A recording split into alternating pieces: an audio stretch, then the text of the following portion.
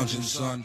All right, welcome back to the Comic Lounge. My name is Ryan, and with me today I have another awesome indie cartoonist. I have Nate Garcia with me. You know him from his Horn Rim comics. Alonzo Speak came out not that long ago, a few months back. Been trying to get you on the channel, so it's a pleasure to finally have you here, talk some comics with you, man. Yeah, thanks for having me, Ryan. I'm happy to be here. Yeah, dude. So, I always ask everybody, especially first time I talk with them, I love hearing, the story, how you got into comic books, and then, kind of what sparked, that thought of like, I wanted to create them myself. Yeah, well, I started making them in 2008. There was a teacher I had, and I used to live in San Antonio, Texas, and she had this crazy life, crazy roommates, and she would tell us all these stories about her boyfriend's band, financial troubles, and then I would make these folded zines, comic zines about it, and give them to her. And she seemed to not be too scared from that, and she supported it. So that's when I started making comics. I don't know. And I used to read Bone by Jeff Smith, and that really sparked an interest for me. I haven't really stopped since then. So 2008 till now, basically. Right on, dude. And Yeah. I mean, obviously, I think we're you're younger than me, obviously. So we got into comic books at different times. What so you said Bone were some of your first comic books. What where did that lead you and stuff? And then in terms of like inspiration, like what creators, when you started paying attention to the names, who were some of the creators that were really inspirational for you? Yeah, there was the Bone. Once Classic made the Bone reprints in color, that's whenever I was really, because they really targeted towards school libraries and scholastic book fairs and stuff like that, and that was totally where I was in 2008. I was in first grade elementary school. I started to see Jeff Smith, and then there was like a whole bunch of other like hacky color comic book, like young adult and kid comic book people that were like just trying to get in on the trying to get on the bone trend, and like doing all these like weird fantasy stuff, and I never really liked those. Bone was pretty much the only thing I was reading in elementary school. I wasn't reading superhero comics or anything like that. And then middle school, I was still reading Bone, but then I found Blankets by Craig Thompson. Nice. In like seventh grade at my public library, and I was going to the library every day and just reading stuff that I wouldn't be able to read at home because I would just go to the library alone. Yeah, it was just I was reading Crumb. I was reading Craig Thompson. I was what else was I reading? There were these really weird. I guess they're like, I don't even want to say anthologies because they weren't. It wasn't like a cohesive thing. It was just like this collection of like artist bios and like pages from. I guess it's something like the Best American Comics, but before that. And I saw like Klaus in there. I saw Jaime Hernandez in there, and it was like I always thought that those were like the realistic looking cartoon comics. Like if you look at a Daniel Klaus comic and then you look at Bone, it's like so different. I always disregarded those in middle school, but then in after high school, I really started to get into Dan Klaus and Crumb again and Charles Burns and Dave Cooper, like the alternative like Fantagraphic stuff. I fell out of love with it in high school of comics, and I was just drawing like these like lame like illustration things where it's just one image, and I got really bored of that, and I wanted to like keep drawing the same thing over and over again, and I didn't realize that I actually wanted to be doing comics again. Yeah, Dude, that's see, that's one of the reasons I love asking the question, because maybe if I'm asking somebody that's closer to my age, I might get a similar kind of trajectory of like reading comic books. Or if I ask somebody older and their trajectory is a little bit different, like I think you're a little younger than my brother, right? So like his trajectory is because of me. Like I kind of formed his reading experience, but you coming in this generation of where Scholastic has really kind of influenced a lot of younger readers. Like me, I was able to go to a grocery store and there was rows of comic books. And when I say rows, I mean there was like at least 3 rows of comics, newsstands, comic books, drugstores, comic books, like everywhere. So for you, it's kind of interesting to hear like your experience. I know in 2008 that was not the case, right? No. Like you're not seeing comic books everywhere. So did you kind of almost bypass superhero comic books in a sense? Yeah. Did you like not, was that something that never kind of, I don't know, piqued your interest? Yeah, the only way I would have been able to get into superhero comic books would have been if I was going to the store, which is like, okay, now I gotta ask my dad to drive me 30 minutes to get to this store where all these bad influence looking people are. I don't know. It wouldn't have been easy to convince my parents to do that. Like, and they did do it, but to get comics, it was more like school library and book fairs, and there was no comics in the supermarket.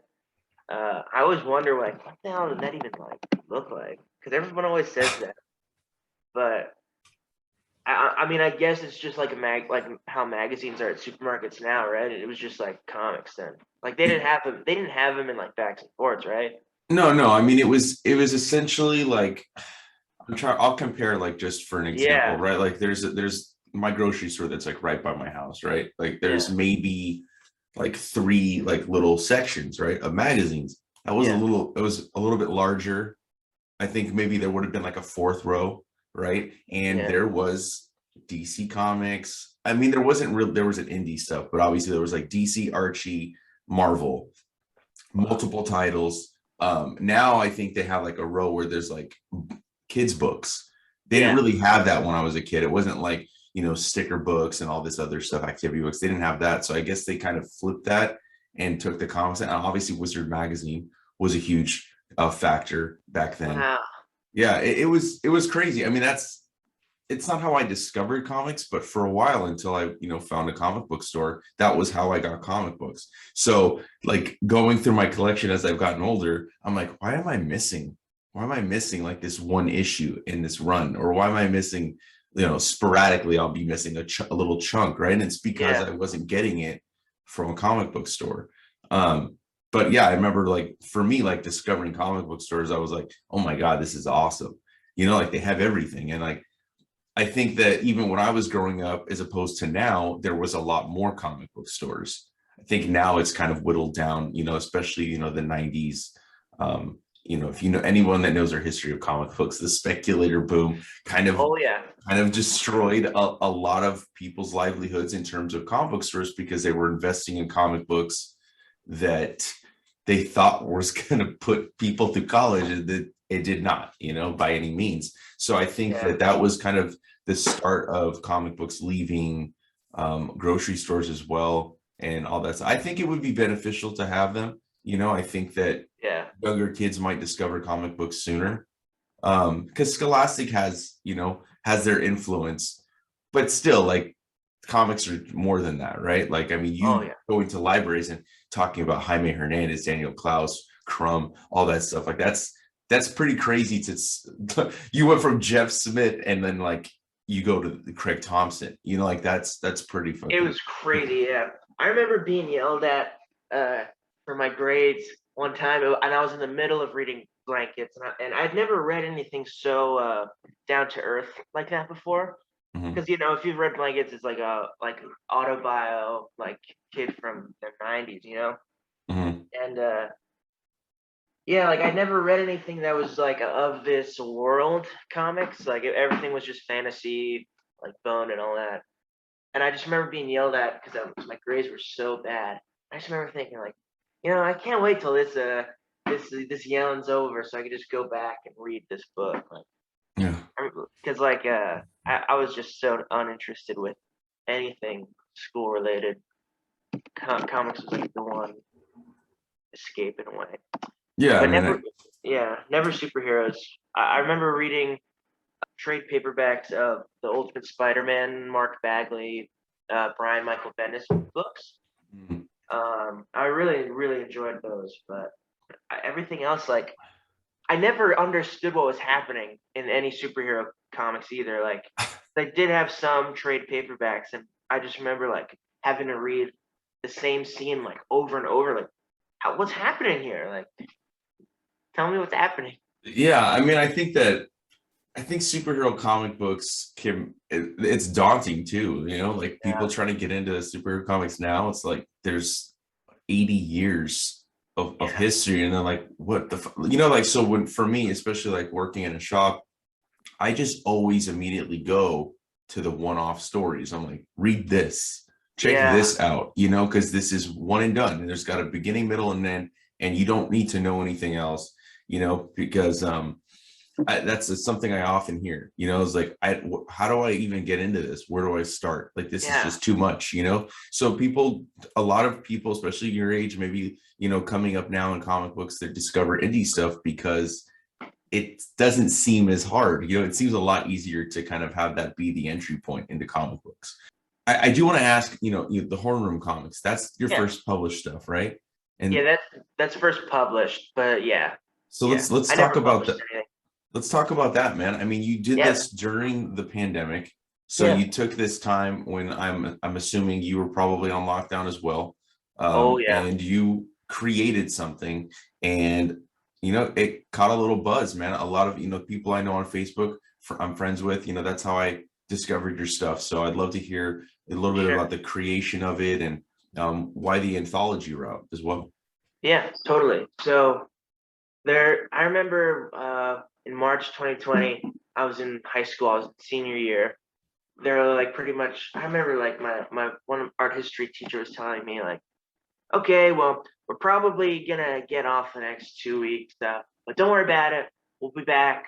It's just gonna be like an extra week on spring break. And I was like, okay, cool. I guess I'll like use this time to, I don't know. I wasn't really thinking about comics then because Hmm. during high school I'd kind of abandoned love for making them, and I don't know why I kind of just wanted to be like in a band and like do all this lame stuff. And uh, I remember I never stopped reading them, but once the lockdown started, and then one extra week happened where we weren't back in school, and then another week, and then they're like, okay, well, the people were like, okay, well, probably not going to be coming back at all. Like some of my friends were saying that. I was like starting to get this real paranoid like thing where, okay, well, I guess I'm turning 18. I'm 19 now, but I was turning 18 then. And I was like, well, I keep on saying like I want to make. I've always wanted to make comics, and like I literally have nothing to show for. I'm 18 already, and like I've nothing. And so I started because back then I wasn't doing comics, but I was keeping sketchbooks like constantly. I had filled up like 8 sketchbooks in a year, and I had all these like pages, and I just photocopied them and folded them. And because I liked to shrink down the image a lot. 'Cause I think it looks cool, and I was folding them, and I was like, yeah, this is cool. And then I realized like when you print on the back of them, then I realized the relationship with pages where it's like on a printer how you would set up a book, like a little book. And so I started making these comics in my sketchbook, and then filling in the gaps of like sketchbook page, comic, sketchbook page, and then I would just look at it and like pretend that it's like a book. I just could not stop thinking about how crazy that felt to like flip through a mini folded piece of paper, and on all sides of the paper there was an image, and some of them were comics. Hmm. And so it was like totally addiction from there. And then I was reading 8 Ball then, And I was really obsessed with the idea of one person doing everything. Every story is different because it's way easier to do a whole bunch of little things than trying to do a daunting like graphic novel, or like even 20 pages of one story is like, I can't even comprehend 4 pages whenever I'm starting out like this. This was the first horn room, and so you could see like it's all just like really short.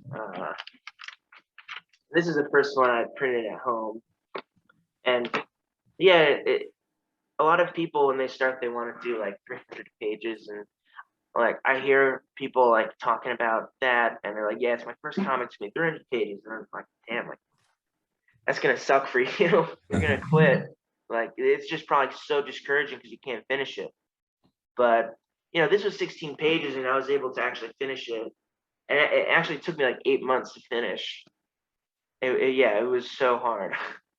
Yeah, I really loved the idea of the anthology. It was very accessible of an idea, and then from there, that came out in October, and then I got a little bit faster, and I did like 6 more pages than I did 102, and this came out in December, and then I basically have been nonstop since then. I did Horn Room 3, and that came out in March, from December to March, and it's bigger. I've just been experimenting with it. I don't really think the comics are, uh, very strong. I'm still like, I was still getting used to how to even tell a story through comics and stuff like that. Yeah, I've been nonstop since October of last year, so been 1 year of publishing. Yeah, that's awesome, dude. I mean, when coming up with the stories too, like what were some of the goals with some of the stories? Like what type of stories were you wanting to tell in Horn Room in this anthology book going into it? And I know that Alonzo Speak eventually becomes its own book, and Yeah. we'll talk about that. I'm curious, like when you were sitting down and you were making the comics, were you just winging it as you were drawing them, and it's just like whatever kind of like came into your head at that moment, or were there specific types of stories and stories that you want to continue to tell in Horn Room? Yeah, well, the goal was just to finish them because when I was in middle school and beginning of high school, kind of, I would do this thing where I would draw a page of comics, and then I would color them with like marker and stuff, and then I would just lose steam, and I would be like super depressed on how I could never finish anything, and it was very discouraging. Mm-hmm. And so the goal was just, can I finish a 3-page thing, and then maybe after I'll finish a 5-page comic. Yeah, I mean, I was never really conscious of what kind of stories I wanted to tell. It was more of just like it was just more about finishing, really. But a lot of those stories are real stupid, real like weird, like not really very plot. There's no plots. But Alonzo Sneak was like just the idea. I was just drawing in my sketchbook just cowboys all the time. It's with sneakers on. There's no deep philosophical meaning to anything I do. So the substance is more like what I think is funny, what I think looks cool, and what I think is entertaining. Because I never want to make a boring comic. If it's entertaining, that's what I think is valuable. Not if it is for like any kind of cause, or because people like to make like kind of like activism comics and stuff like that. And just that if it's not entertaining to me, it just I don't find any interest really. So. I agree. I mean, I think that you have a very unique artistic style, and it's visually it's fun to look at. They are really entertaining comic books, and I also really like the anthology idea. That's why I asked why it was your choice, Yeah. because I think it's something that's missing in comic books. When you go into the shop, like it's rare if you see an anthology book. You do not see that anymore, and I think that it's something that should kind of come back. I think even a one-man anthology to me is also very intriguing. You know what I mean? Kind of like Daniel Oh yeah. Cross did, so Yeah, I'm really that's big what into I was obsessed with, was the one man, because that's what I was doing, just everything myself, front, back cover, everything. Hand lettering it too. I mean, it was never an option to make comics that looked shitty or that looked like anything mainstream, Mhm. uh, like Marvel or anything like that. But it's really important to me that every aspect of the zine or a book is done by one person most of the Yeah. time. I love, and dude, and hand lettering. I love Yeah, hand lettered books, dude. I can't say it enough. I say it all the time when I talk to people when they tell me they hand letter, because it's something I didn't know that I paid attention to when I was younger. But if you have a bad lettered book, like a yeah, basic type, or somebody's literally like typing it on the computer, it just takes you out of the comic, and I can't stop staring at the lettering. I think that you did a really phenomenal job at this being your first one. I want to know, when going to print it, right? How did yeah, you how did you start researching getting like the paper stock? I mean, you have like the cardstock cover, which is really dope. I like that you have the off-white um yeah. pages, to kind of give it like that old comic feel. Um, what went into that decision to go that route with all that stuff? Sure. Well, I don't know which version of Horner One you might have, I think but I have the later printing. yeah, like the first like 20 or some, I printed them all at home. I just had like this newsprint that you use for like figure drawing, and like a lot of art schools will have this like type of like really thin newsprint paper, and of course it's impossible to tell on here, but this was all printed at home with this shitty Oh, paper. nice. But I wanted to do everything myself. I think it's important that people, when they make zines, will, I think assembling it yourself it can be a really good learning experience, and learning how pages relate to each other, photocopying stuff. um, this is just done on a DeskJet printer.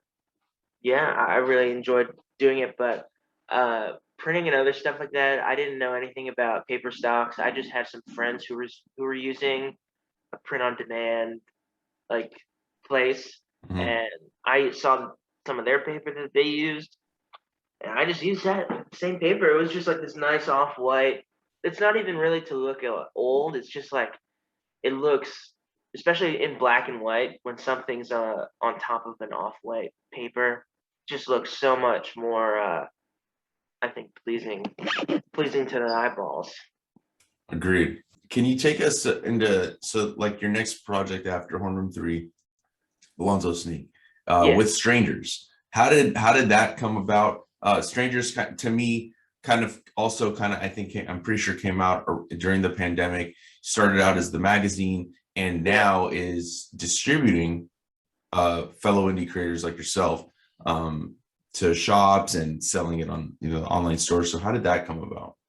Sure. Yeah. Well, I had Alonzo Sneak was in Corner 1 and 3, and it was just like I said, came out of doing cowboy, just over and over, drawn tons of cowboys in 2020, with sneakers on instead of boots, and it it was just like I didn't have any. There was no substance to anything I was doing with this character in the beginning. It was just like gags where he gets kicked off his horse, or uh, jokes about shoes and stuff. And I had a lot of ideas for things I wanted to do. I was kind of like, I feel like the one man anthology is nice, but that the idea of, okay, every story is different. I feel like it's just a little bit on the nose. Like, I feel like you can do what a one man anthology does best, in a more thoughtful way, with one idea, and having different things happen in the same world. If that makes sense, like you can watch an episode of Seinfeld, and they're all, when you think of Seinfeld, you think, okay, they're at their diner, they're at Jerry's apartment, but then like there's some episodes where they're like in an airport the whole time, or they're at Jerry's parents' house in Florida. And it's not like the people. It's not like Larry David and Jerry Seinfeld were like, okay, well, you know what? Let's ditch the idea of Jerry going to the airport. How about we just make a whole show about the airport? That would be on the nose. That would be kind of boring. Instead, they're just they're using the same world and trying to do things in it. I really like that. I hope that makes sense. But No, it does. Yeah. yeah, and I just had all these like longer ideas for Alonzo. This was the book that came out in June, and it's just 32 pages of this character. It's just a cowboy focused comic, and oh man, I forgot what I was gonna say, but yeah, basically like strangers wanted to publish something, and he paid for the print run. I didn't have to pay for no print run, so it was pretty cool. And so now I'm just focusing on comics with Alonzo. I'm working on a new book right now called Muscle Horse. I've been serializing it on Instagram, and I'm about 20 pages in. And so it's Nice. all like anybody. I feel like I'm selling myself short a whole bunch, saying there's no substance, but there's some stuff happens in these stupid comics. And these are what the pages look like, but it's gonna be in color. Yeah, I don't know what else I was trying to say. Is that also going to be through strangers as well? Are you going to be No, publishing them? no, I really do miss the DIY printing things myself, and having everything come from me. I like Mhm. to be in control of how things are presented. I prefer to do that myself, Okay. or depending on on the yeah, it all depends always. What about in terms of maybe not publishing, but distribution? Or do you prefer to do it straight through? And we'll drop the links at the end as well. But Oh yeah, from your Etsy store, right? Like that's how you mostly sell your stuff. That's how I got your books. yeah, Minus Alonzo. Alonzo, I talked to you directly, but um, yeah. do you prefer just the Etsy stuff, or would you like to kind of get distributed, get into some of the shops that do really have awesome sections focused on the indie self-published creators. Like Oh there's yeah. a shop out here called Secret Headquarters in LA that has a huge selection of that kind of stuff. And you got Floating World Comics, stuff like that. So what do you prefer? Do you prefer like shipping and packing everything, or do Oh you yeah. kind of want to distribute also to those stores? Well, basically, I really love doing everything myself, uh, but also with Etsy. I actually don't even use Etsy anymore. I use Big Cartel, Okay. uh, and Etsy is like I really don't like when in Etsy when something sells out, it just disappears. But on Big Cartel, when something sells out, it just says sold out, and then you can see all the books and like which ones to look for and all that. That's like a super minor thing, but uh, I love both.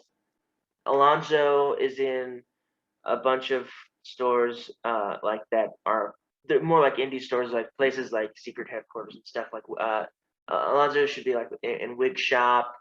It's not in Quimby's, but there's a place in Philly called Partners and Son that it's in. I forget the names of some of them, but so it's early in the day. But there's a lot of places like that focus on indie stuff that are really good about distributing and stuff like that. You also told me it was translated in French too. How Yeah, did, how did yeah, that happen? yeah. Hold on, I think I have it right here. Wait, it's over here. This was the French edition here. It's published by a French micro publisher called Zine Penny, and basically they just put it out in France. This was the French edition cover. I'm actually reprinting Alonzo in December with this new cover just because I like it better.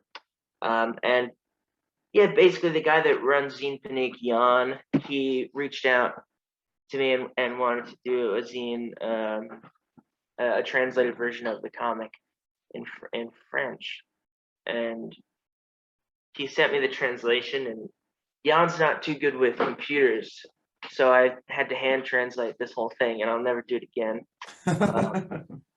There's ways to make fonts out of your hand lettering for translations and stuff, and man, it just takes too much time away from actually drawing.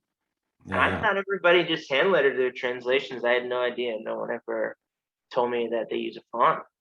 Yeah, and Cowboy Hank. If you know this as a Belgian comic, I can show you.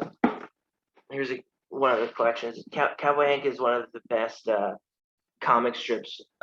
It's from Belgium, and most of it's in French. But there's some ways you can find English translated versions in America, and I found Desert Island put out a newspaper issue of Smoke Signal where it was all translated Cowboy Hank, and I found that, and yeah, it was one of my biggest inspirations. Anyway, Jan, the publisher at Zine Panique, knows that, and he was actually nice enough to get the Herschel and Kamagurka, the people that make Cowboy Hank, to do a special strip for the book.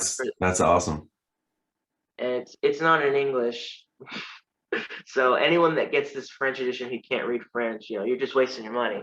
But I'm republishing it in English with this cover and the Cowboy Hank strip in it.